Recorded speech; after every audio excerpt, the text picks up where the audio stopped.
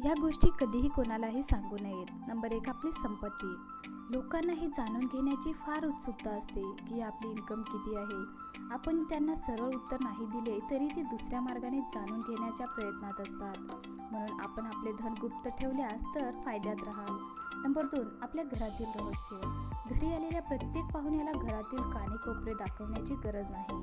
आपले विश्वासपात्र लोकांना सोडलं तर इतर लोकांना ड्रॉइंग रूमपर्यंतच सीमित ठेवावे. नंबर 3, आपले वय. अनेक लोकांना आपले वय किती आहे हे जाणून घेण्याची फार उत्सुकता असते. कोणी खोदून आपले वय विचारले तर प्रश्न टाळू द्या. अनेक डॉक्युमेंट्समध्ये वय सांगावं लागतं, पण अनेक जागा अशाही आहेत जिथे वय सांगण्याची गरज नाही. आजकाल अनोळखी लोक हे विचारून घेतात की आपले वय किती आहे. So ignore them.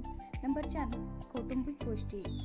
अनेक लोक आपल्या वैयक्तिक जीवनातील गोष्ट आपल्या मित्रांसोबत किंवा नातेवाईकांशी शेअर करत असतात. अशाने त्याला हलकं वाटतं असाही त्यांचा तर्क असतो. पण असे केल्याने नंतर पछतावा होतो, हे लक्षात ठेवा. घरातील गोष्टी घरातच राहू द्यावा. आपल्या कुटुंबातील लोकांचे स्वभाव, त्यांच्या आपल्याला आवडत नसलेल्या गोष्टी, आपसातील भांडणं हे काहीही बाहेर शेअर करू नये. अशात लोक मदत तर करत नाही, वरून मजा करत आणि इतर 4 लोकांमध्ये आपली थट्टा मांडतात. नंबर 5, आपण केलेले दान पुण्य. आपण जे काही दान करत आहोत त्याला गुप्त ठेवलं तर लाभ मिळतो. गुप्त दान केल्याची नोंद देवाकडे असते, म्हणून स्वतःचे कौतुक करण्याने त्या दानाचे फळ निष्फळ होऊन जातं. मंदिरात दान करा, गरिबांना जीव घाला, अनेक पुण्य काम करा, पण त्याचे फळ स्वतःच्या तोंडून व्याख्या करू नये.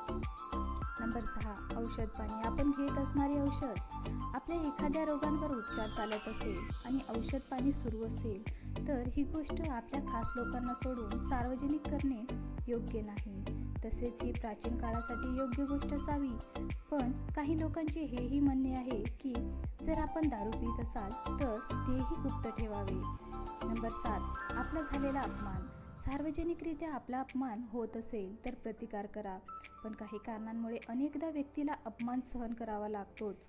अपमानाला डोक्यात पाळू नये.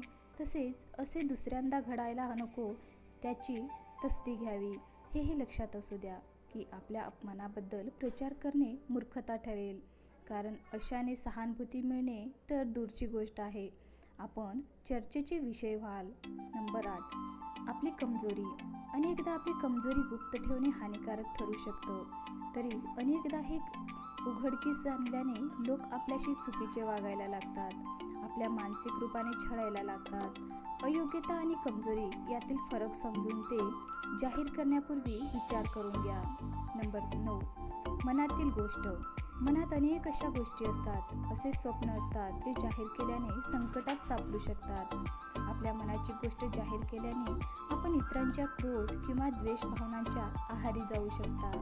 मनात हजारो विचार उत्पन्न होत असतात, पण बुद्धिमान त्यातील योग्य तोच विचार जाहीर करतो.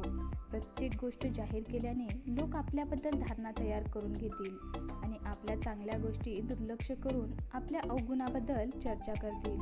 तर मित्रांनो, आजचा व्हिडिओ कसा वाटला कमेंट करून नक्की सांगा. व्हिडिओ आवडला असेल तर लाईक आणि शेअर करा आणि आपल्या चॅनलवरती नवीन असाल तर चॅनलला सबस्क्राईब करायला विसरू नका. धन्यवाद.